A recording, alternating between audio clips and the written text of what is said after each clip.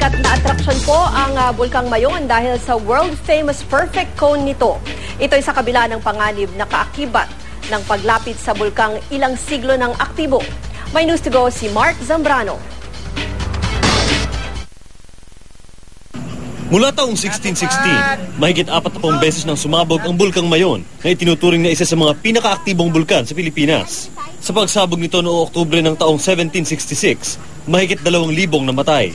Noong sumabog naman ito noong Pebrero taong 1814, nilamon ng lava ang dating bayan ng Cagsawa.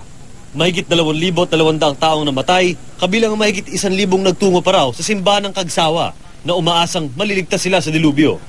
Sa ngayon, ang tore na lang ng simbahan ang makikita. At nagsisilbi itong atraksyon ngayon sa mga turistang bumibisita. Pebrero noong taong 2000 na maglabas ng Alert Level 4 ang PHIVOLCS para sa Mayon na ang ibig sabihin ay posible na itong sumabog. Nagbuga kasi ang bulkan ng abo na may kasama pang pyroclastic materials.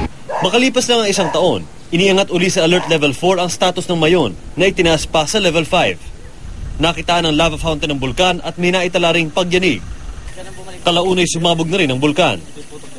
Umabot pa sa 3 barangay ang pyroclastic flows.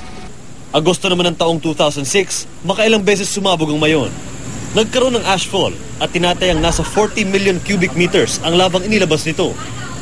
Ipinatupad ang mandatory evacuation sa lahat ng residenteng nakatira sa 6-kilometer permanent danger zone.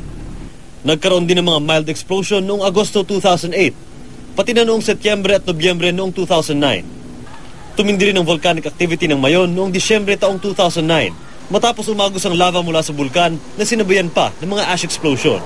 Mark Zambrano, GMA News.